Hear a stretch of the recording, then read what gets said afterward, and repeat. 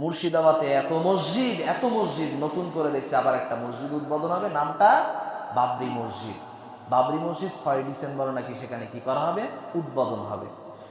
এই রাজ্য থেকে যত মানুষ বাইরে কাজে যায় আমাদের ভারতবর্ষে, এমনিতেই তো মুসলমানরা মার খায়, আর যখন শুনবে মুসলমানদের মুর্শিদাবাদে মসজিদ উদ্বোধন হচ্ছে, এই মুসলমানরা যখন বাইরে গিয়ে বলবে আমি মুর্শিদাবাদের লোক, তখন কি হবে, আরো মার কম হবে, মার আরো বেশি হবে। ইন্নাল হামদালিল্লাহি নাহমাদুহু ওয়া নাস্তাঈনুহু ওয়া নাস্তাগফিরুহু ওয়া নু'মিনু বিহি ওয়া নাতাওয়াক্কালু আলাইহি ওয়া না'উযু বিল্লাহি মিন শুরুরি আনফুসিনা ওয়া মিন সাইয়্যাতি আ'মালিনা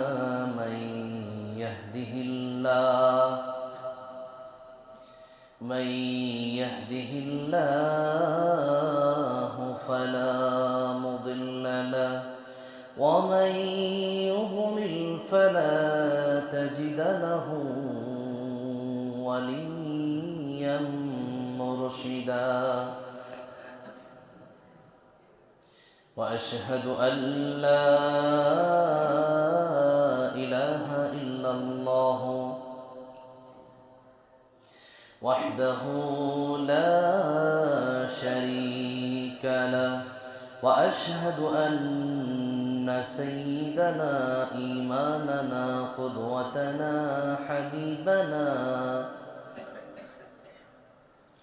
حبيبنا طبيبنا وطبيب روحنا محمد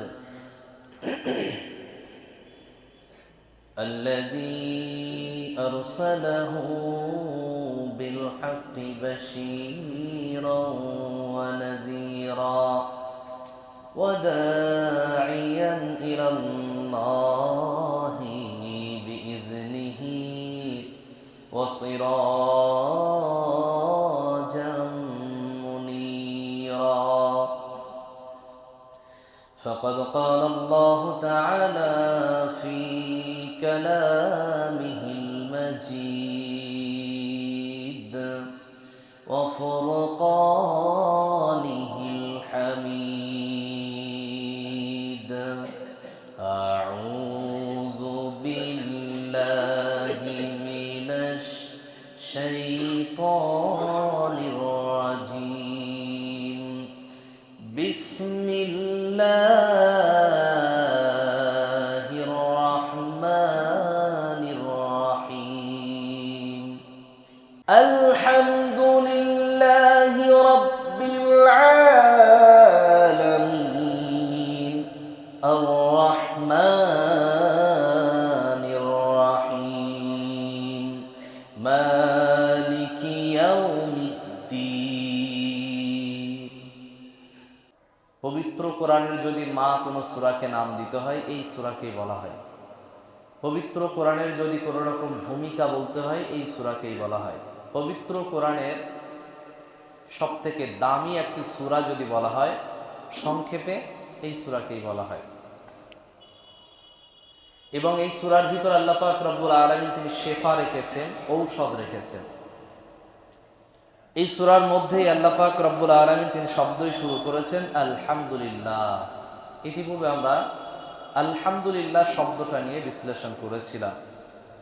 আজকের আমরা ব্যাখ্যা করব রব্বিল আলামিন। এই শব্দটার যতটুকু সম্ভব হবে আয়াত ব্যাখ্যায় এগিয়ে যাওয়ার চেষ্টা করব ইনশাআল্লাহ। আল্লাহ পাক রব্বুল আলামিন তিনি জানাচ্ছেন পবিত্র কোরআনের ভিতরে আল্লাহ যে রব, এই রব শব্দটার অর্থ কি। আমরা রব শব্দটার বিশ্লেষণে যদি আসি আমাদের খুব সুবিধা হবে যদি আমরা একটা দোয়াকে যদি স্মরণ করি। দোয়াটা কি? আমরা আল্লাহর কাছে বলি রব্বির হামহুমা কামা রব্বায়ানি সগীরা। মা বাবার জন্য, মৃত মা বাবার জন্য আমরা দোয়াটা পড়ি। কেন? তাদের সঙ্গে একটা মমতা জড়িয়ে আছে, আমাদের মহাব্বত জড়িয়ে আছে, ভালোবাসা, স্নিগ্ধতা জড়িয়ে আছে। এই মায়া মমতাময় জীবনের দুইটা মানুষের জন্য আমরা এই দোয়া করে থাকি। এই দোয়ার শব্দের শুরুতে আল্লাহ শব্দ এনেছেন রব। রব শব্দটা এই দোয়ার ভিতরে আল্লাহ দুইবার উচ্চারণ করেছেন, রব্বির হামহুমা কামা রব্বাইয়ানি সগীরা। রব শব্দের অর্থ কি?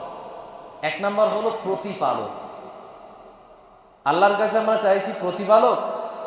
যেমন ভাবে আমাদের মা বাবা আমাদেরকে আদর, মায়া, মমতা, ভালোবাসা, হৃদয়ের নিংড়ানো যত ভালোবাসার শুরু থেকে শেষ প্রান্ত পর্যন্ত প্রতিটা বিন্দু বিন্দু দিয়ে আমাদেরকে চেষ্টা করেছে প্রতিপালন করা।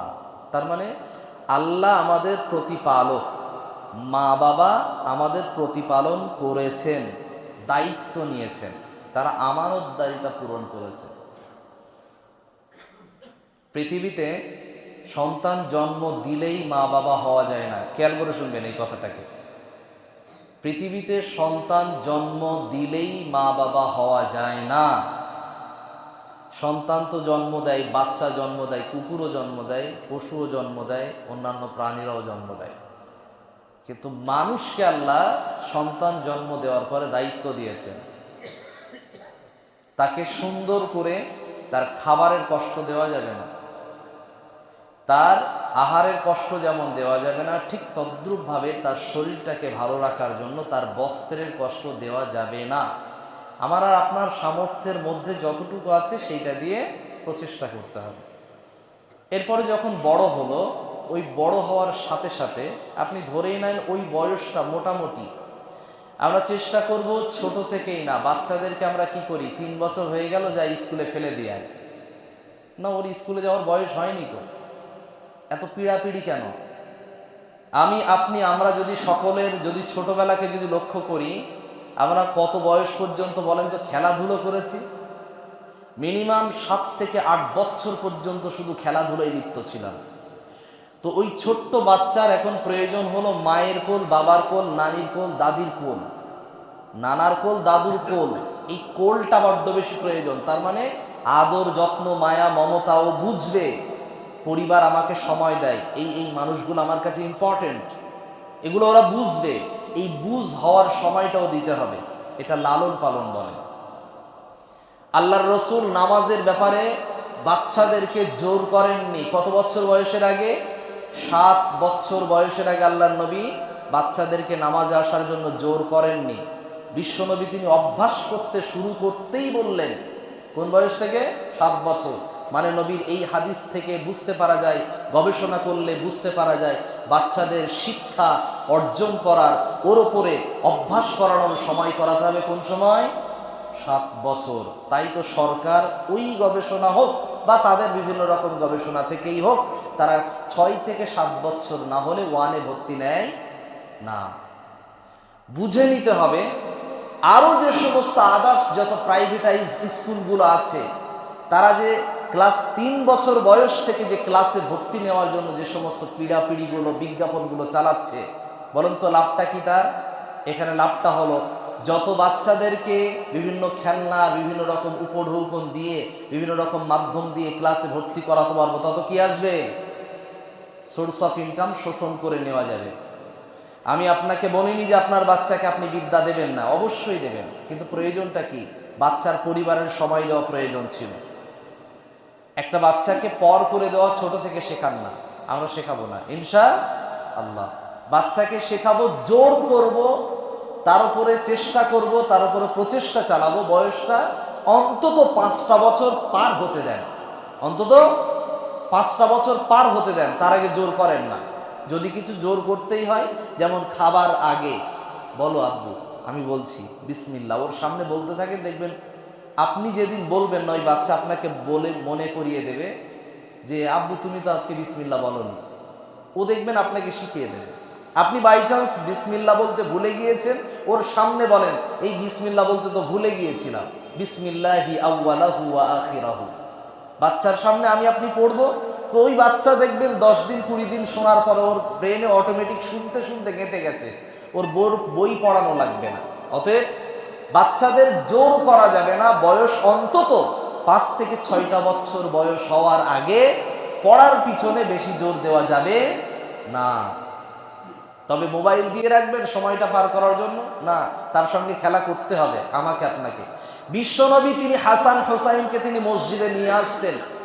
বিশ্বনবী তিনি কোনো জায়গায় বের হওয়ার জন্য যেতেন তো হাসান হোসাইনকে সঙ্গে নিতেন। বয়সটা কিন্তু খুবই কম ছিল না, 5 থেকে 6 বছরের কাছাকাছি, 7 বছর এরকম বয়স ছিল। ওই সময় সঙ্গে নিয়ে যেতেন। বিষয়টা ছিল এইটা, নবী যে ভালো মানসিকতার মানুষ ছিলেন, বাচ্চাদের ভিতরে ওই মানসিকতাগুলো ঢোকানোর চেষ্টা করতেন।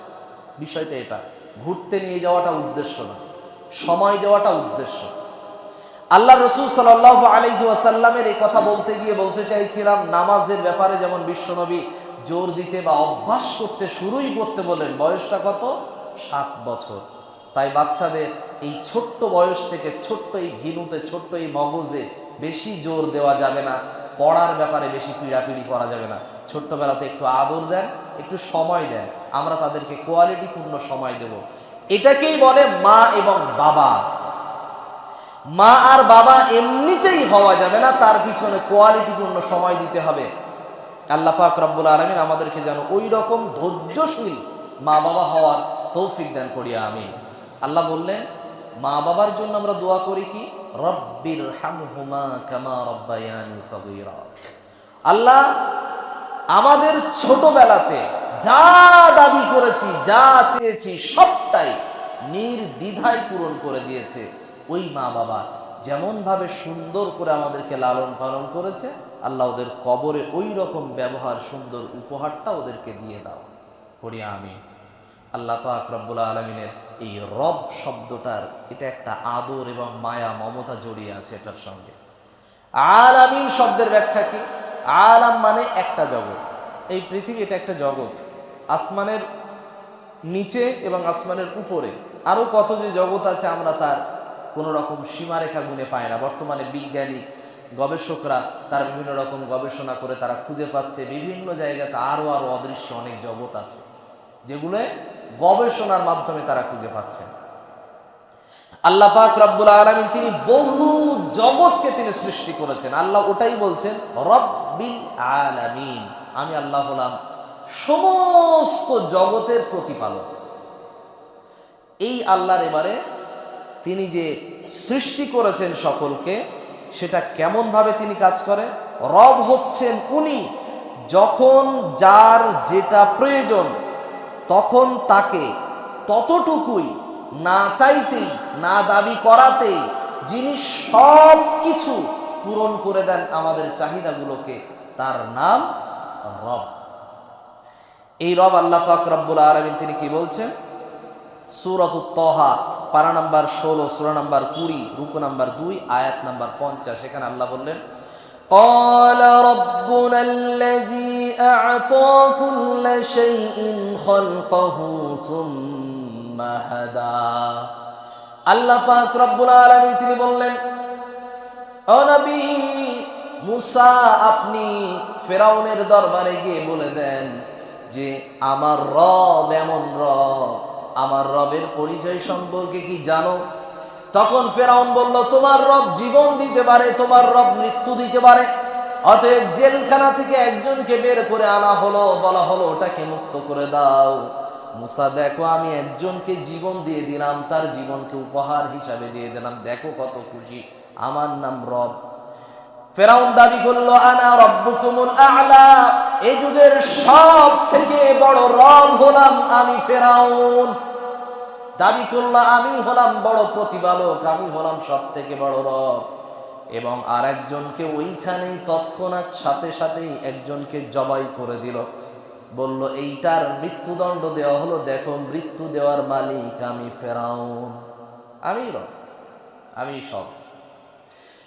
আল্লাহ পাক রব্বুল আলামিনের নবী মুসা আলাইহিস সালাতু ওয়াস সালাম সাথে সাথেই তিনি বললেন, আল্লাহ পাক রব্বুল আলামিন তিনি এমন রব, তিনি আপনার মতো রব নন, তিনি হলেন ওই রকম রব, তিনি সূর্য পূর্ব দিকে প্রতিদিন ওঠান আর পশ্চিম দিকে তিনি ডুবিয়ে দেন, পশ্চিম দিকে তিনি অস্তমিত করেন।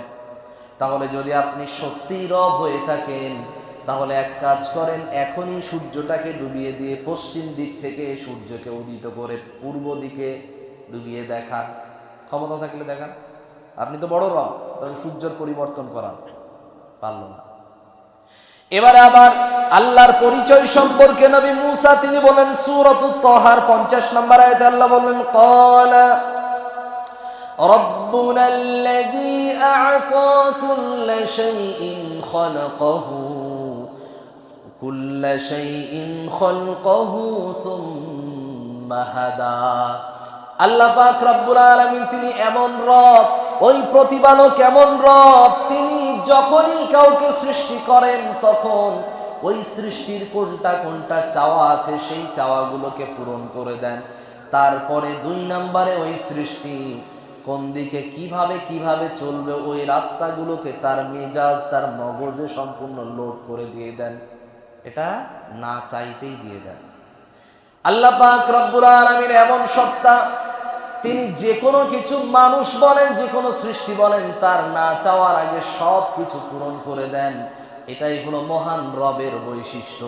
তিনি আল্লাহ পাক রব্বুল আলামিন এমন, আমরা যদি গুগলের ভিতরে যদি কোনো কিছু না চাই তো গুগল কিছু আমাকে দেয় না।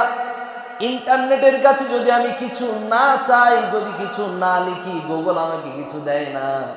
কিন্তু আল্লাহ বললেন বান্দা তোর চাওয়া লাগবে না, শুধু মনে মনে একবার স্মরণ করে দেখ, আমি আল্লাহ তোর সেটা পূরণ করে দেব। সুবহানাল্লাহ। এর নাম রব। রব অনেক বড় দামি জিনিস। এই আল্লাহ বলছেন বান্দা যদি কোন রকম ভাবে আমার কথা যদি ভুলে দাও, মরতে হবে না, মরবা না, ওইটা মনে রাখো। ওয়ালা তামুতুন্না ইল্লা ওয়া আনতুম মুসলিমুন। বান্দা মরবা তো মরবা, মরার আগে একটা কথা মাথায় জমা রেখে দাও, মুসলমান না হয়ে মরব না। এ কথা প্রতিজ্ঞা করো।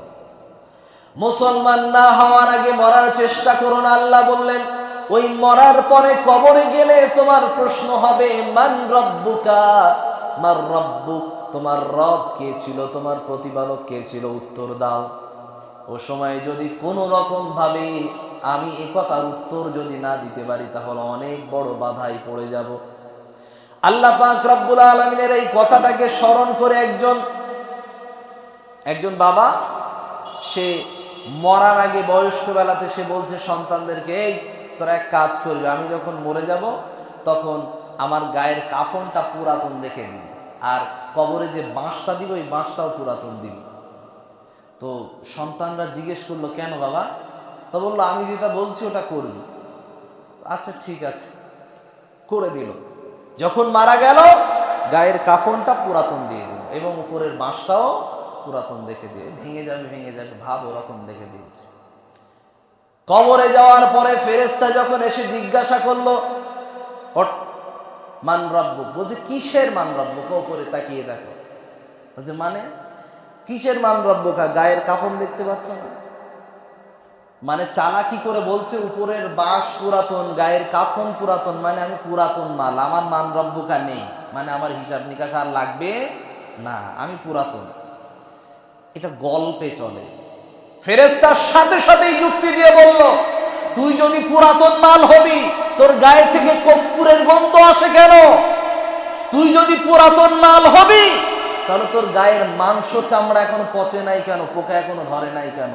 ও তখন বললো হ্যাঁ তাই তো। বললো তুই যদি পুরাতন মালই হবি তাহলে উপরের মাটি এখনো ভেঙে পড়ে নাই কেন তোর গায়ে? বল কি উত্তর দিবি বান্দা? ফেরেশতার সঙ্গে চালাকি করা চলে না, কোন রকম চালাকি ফেরেশতার সঙ্গে চলে না। মা তার সন্তানকে ডেকে বলছে বাপ নামাজ পড়, না হলে কবরে কি জবাব দিবি? বাপ নামাজটা পড়ে দে, না হলে কবরে কি জবাব দিব? ঘুম থেকে উঠে বলছে প্রত্যেক দিন একই কথা বলে, একই কথাই বলে, কেন কবরে কি জবাব দিতে হবে বলো? বলছে বাপ কবরের প্রশ্নের উত্তর কি জবাব দিন? ও বলল ঠিক আছে, কবরের প্রশ্ন জানে কে? বললো ইমাম সাহেব জানে, উনি ইমাম সাহেবের কাছে যাচ্ছে। ও জীবনে নামাজ পড়ে না, ইমাম সাহেবের কাছে গিয়ে বলছে হুজুর।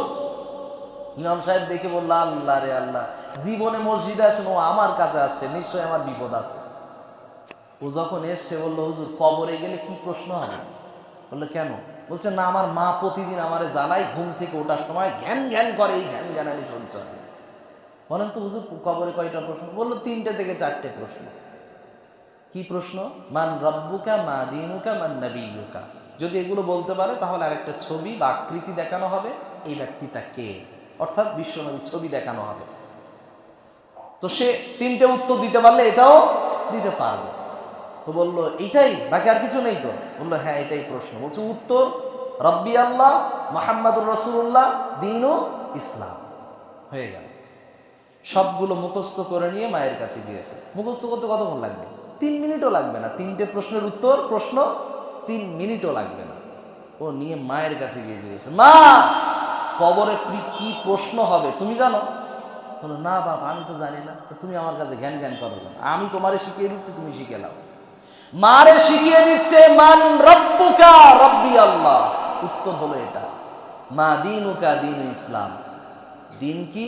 দিন হবে ইসলাম। উত্তর কি হবে? এরপরে প্রশ্ন করছে মান নাবিয়্যুকা, নবীর নাম কি? মা তখন বলল বাপ নবীর নাম যেটা আছে সেটাই হবে। তখন এই সন্তান উত্তরে বলে দিচ্ছে মুহাম্মাদুর রাসূলুল্লাহ সাল্লাল্লাহু আলাইহি ওয়াসাল্লাম।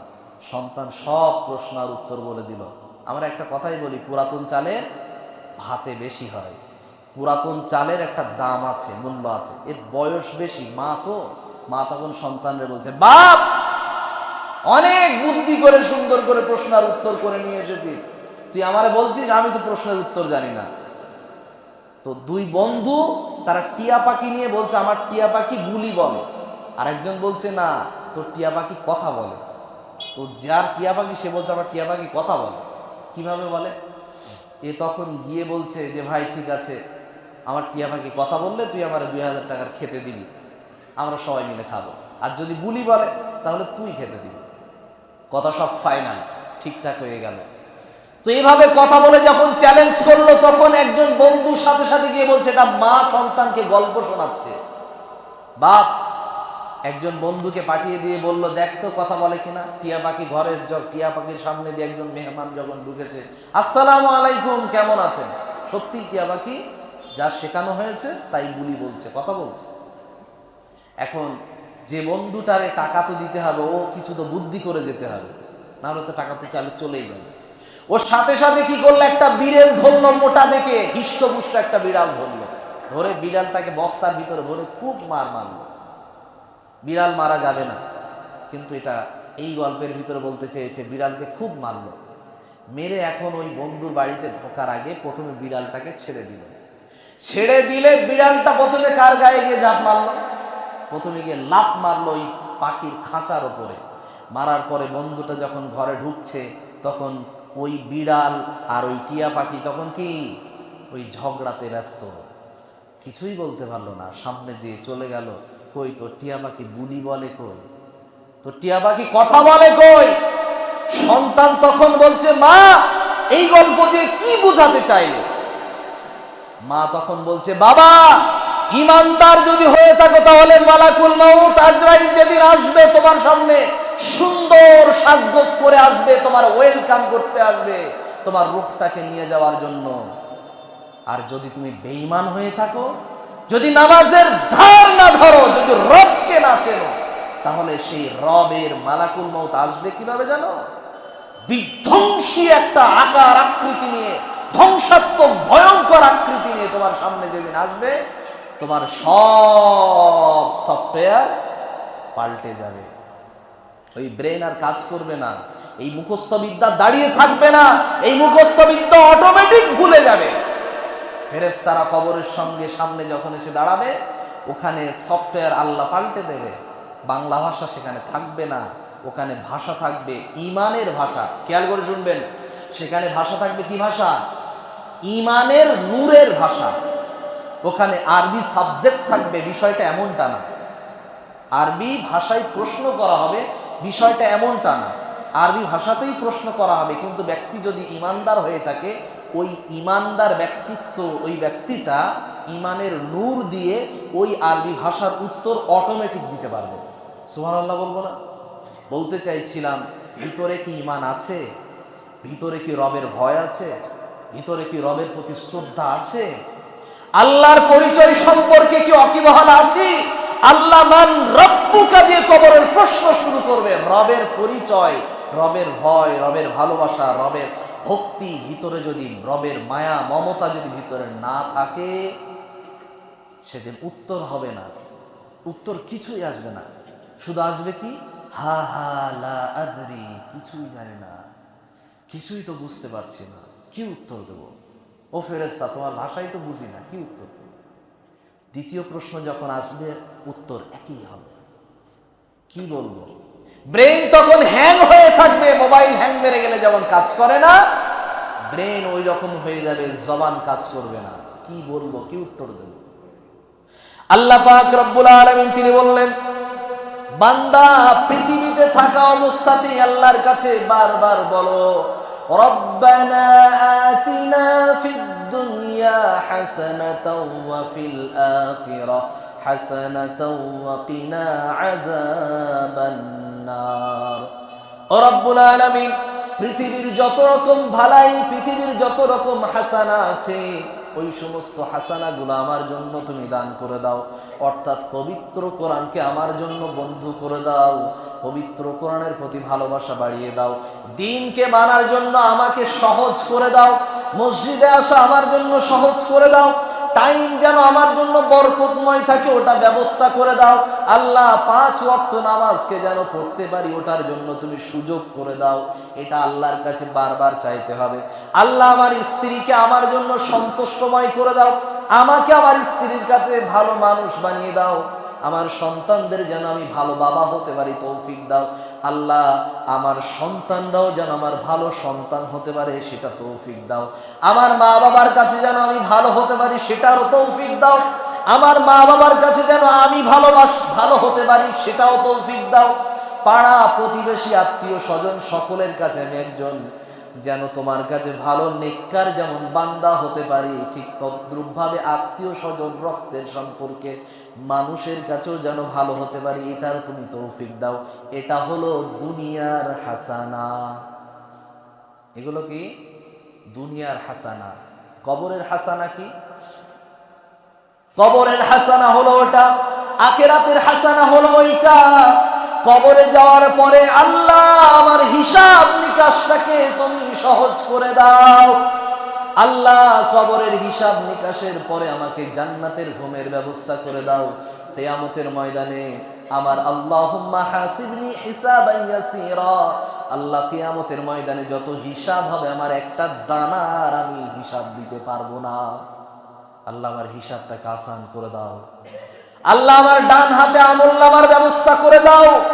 আল্লাহ কিয়ামতের ময়দানে একটা অর্ধেক নেকিও কেউ ভাগ দেবে না। আল্লাহ সেই দিন যেন কারো মুখাপেক্ষী না হতে হয়, একটা নেকির জন্য যেন দৌড়াদৌড়ি না করতে হয়। আল্লাহ সেই দিন ওই তৌফিক দাও। আল্লাহ জাহান্নামে যেন না যেতে হয়, যেন আমি জান্নাতি হতে পারি। জান্নাতি হওয়ার পরে আবার যেন আমাকে পেছন থেকে কেউ যেন টেনে না নিয়ে আসে। আল্লাহ তৌফিক দাও। বলেছি এটা হলো আখিরাতের হাসানা। আখিরাতের হাসানা করার জন্য পৃথিবীতে কষ্ট করতে হবে, তাই না? পৃথিবীতে স্যাক্রিফাইস মানে কি? পৃথিবীর স্যাক্রিফাইস মানে মালে কম দেওয়া যাবে না, মালে ফাঁকি দেওয়া যাবে না। এটা হলো পৃথিবীতে স্যাক্রিফাইস করা। ব্যবসায় তো লস হয়ে যাচ্ছে, মালটা তো ঠিক দেওয়া হয়নি, একটু ধোকা দিয়ে দিলেই ভালো হতো, লোকটার টাকাটা নষ্ট করে দিলে, মেরে দিলে ভালো হতো। এটা পৃথিবীর স্যাক্রিফাইস। পৃথিবীতে কষ্ট করেন, কবরে হাসানা পাবো। খেয়াল করে দেখেন, বাচ্চা মারাত্মক দুষ্টুমি করছে, মারাত্মক জ্বালাতন করছে, ছেলে বড় হয়ে গেছে, বাদরের থেকে বড় বাদর হয়েছে, এত যন্ত্রণা, মনে হয় আত্মহত্যা করে মরে যায়। কার জ্বালায়? সন্তানের জ্বালায়। কোন সন্তান বলেন তো? ওই যেই 3টে মেয়ে হওয়ার পরে একটা ছেলে হয়েছিল। সারা গ্রামের লোককে বলেছিলাম এই শুক্রবার এক জুমা মসজিদ লোক খেতে দেবো। কেন? আল্লাহ আমার একটা বেটা সন্তান দিয়েছে। খুব খুশি।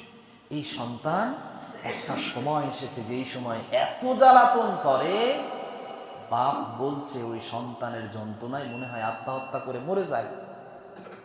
আমি আপনাকে বলতে চাইছিলাম, আল্লাহর কাছে ওই সন্তানের জন্য কি দোয়া করেছি আমি আর আপনি? আল্লাহ পৃথিবীর হাসানাও চাই, কবরের হাসানাও চায়। কিয়ামতের ময়দানে ওই সন্তান একটা নেকি দিয়ে উপকার করবে না, অতএব ওই সন্তান উপকার করবে তখন যখন ওই সন্তানকে সলেহ নেককার সন্তান বানিয়ে যাব। কিন্তু নেকি দেবে না, ও আমার জন্য দোয়া করতে থাকবে, ওই দোয়াটা কাজ হবে। পৃথিবীতে স্যাক্রিফাইস করি, সন্তানকে মানুষ বানাই, স্যাক্রিফাইস করতে হবে, প্রচুর ধৈর্য ধারণ করতে হবে।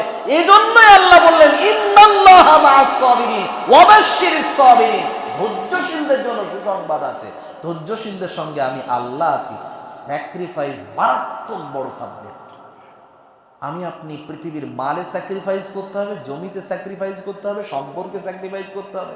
আমি বুঝতে পারছি আমার বড় ভাই আমার প্রতি অন্যায় করেছে, একদম স্পষ্ট প্রমাণিত, বিচার করে এটা সেটা করে সব প্রমাণিত। মা আমাকে ফাঁকি দিয়েছে, বাপ আমাকে ফাঁকি দিয়েছে, তাও স্যাক্রিফাইস করে ওর কাছে গিয়ে ক্ষমা চাইতে হবে। এটার নাম কবরে গিয়ে ওরা কখনো পেছন থেকে টেনে ধরবে না। বোনকে আমি জমি দিই, বোনকে আমি এটা ওটা ফাঁকি দিয়েছি, সেটা বোন কিন্তু কিয়ামতের দিন কবরে জান্নাতি হয়ে গেছে আমার আমলের বদৌলতে, পেছন থেকে টান ধরে চল হিসেব, তোর হিসেব হয়ে গেছে, জান্নাতে যাবি মানে চল আল্লাহর কাছে চল, হিসাব হবে নতুন করে। কবরের হাসানা কি পেয়েছি, আখিরাতের হাসানা কি বানাতে পেরেছি? তৈরি করি, প্রস্তুত হই। আল্লাহ পাক এটাই বলছেন, রব্বানা আতিনা ফিদ দুনিয়া হাসানা, দুনিয়ার হাসানা, ওয়া ফিল আখিরাতি হাসানাতাও ওয়া কিনা আযাবান নার। এমন হাসানা আখিরাতের জন্য অর্জন করতে হবে যেই হাসানা যেন আমাকে জাহান্নাম থেকে মুক্ত করে। পড়ি সকলে আমিন। আল্লাহ পাক রব্বুল আলামিন আমাদের সকলকে জান্নাতি হওয়ার পরে যেন তার দিদার নসিব করার জন্য তৌফিক দান করি আমিন। কিয়ামতের ময়দানে যেন নবীর হাতের যে পানি পাওয়ার জন্য যে সুযোগ, ওই সুযোগ থেকে যেন আমরা বঞ্চিত না হয়ে যাই, পড়ি আমিন। আল্লাহ তুমি আমাদেরকে তৌফিক দাও, তোমার আরশ তলে ছায়া পাওয়ার মতো ব্যবস্থা করে দাও, পড়ি আমিন। আল্লাহ আমাদেরকে জাহান্নাম থেকে মুক্ত করে আমাদেরকে ঈমানদার পাক্কা মুসল্লি বানিয়ে দাও, পড়ি আমিন। আল্লাহ তুমি রব, তোমাকে স্বীকৃতি দিয়েছি, তুমি ছাড়া আমাদের কেউ নাই। তোমার বহু সৃষ্টি আছে কিন্তু তুমি ছাড়া আমাদের কেউ রব নাই। আল্লাহ ভিক্ষা চাইছি, এটা পৃথিবীতে দেশে যত রকম ষড়যন্ত্র আছে, মুর্শিদাবাদে এত মসজিদ নতুন করে দেখছে আবার একটা মসজিদ উদ্বোধন হবে, নামটা বাবরি মসজিদ। বাবরি মসজিদ 6 ডিসেম্বর নাকি সেখানে কি করা হবে, উদ্বোধন হবে। এই রাজ্য থেকে যত মানুষ বাইরে কাজে যায় আমাদের ভারতবর্ষে, এমনিতেই তো মুসলমানরা মার খায়, আর যখন শুনবে মুসলমানদের মুর্শিদাবাদে মসজিদ উদ্বোধন হচ্ছে, এই মুসলমানরা যখন বাইরে গিয়ে বলবে আমি মুর্শিদাবাদের লোক, তখন কি হবে, আরো মার কম হবে, মার আরো বেশি হবে। বলতে চাইছিলাম এই ষড়যন্ত্র থেকে যেন আল্লাহ আমাদেরকে বাঁচিয়ে নেন, পড়ি আমিন। আপনি মসজিদ করবেন কেন, বলছে ওর পাশে স্কুল হবে, ওর পাশে হসপিটাল হবে। তো আপনাকে আমাদের অনুরোধ এটা, আমাদের হৃদয়ের দাবি এটা, প্রথমে স্কুল করেন, প্রথমে কলেজ করেন, তারপরে পাশে কি করবেন, হসপিটাল করেন। তারা এখানে এসে মানুষের যে গ্যাদারিং হবে, মুসলমানরা যে আসবে, তাদের প্রয়োজন মেটাতে এখন নতুন করে তারপরে গিয়ে মসজিদ বানান, এটা ছিল উপযুক্ত একটা সিদ্ধান্ত। না হলে এই দেশ যেভাবে চলছে, এই দেশের ভিতরে আমরা দেখতে পেয়েছি, এই জায়গা কোন জায়গা, বেলডাঙ্গাতে মসজিদ কম আছে, প্রচুর মসজিদ আছে। এমনিতেই মুসলমানরা মসজিদে 1 থেকে 2 লাইন থেকে 3 লাইনের বেশি মুসল্লি উপহার দিতে পারে না ফজরের নামাজে, এরা আবার নতুন করে মসজিদ বানাবে, ওই মসজিদ কি করবে ওরা? এর ভিতরে ষড়যন্ত্রের গন্ধ আছে। বলতে চাইছিলাম সুদূর প্রসারী চিন্তা ভাবনা করে আমরা মুসলমানরা এমন ভাবে চলাচল করবো যেন শিক্ষিতের পরিচয় যেন দিতে পারি, পড়ি আমিন। আল্লাহ তুমি আমাদের সকলকে ষড়যন্ত্র মুক্ত জীবন যাপন করার তৌফিক দাও, পড়ি আমিন।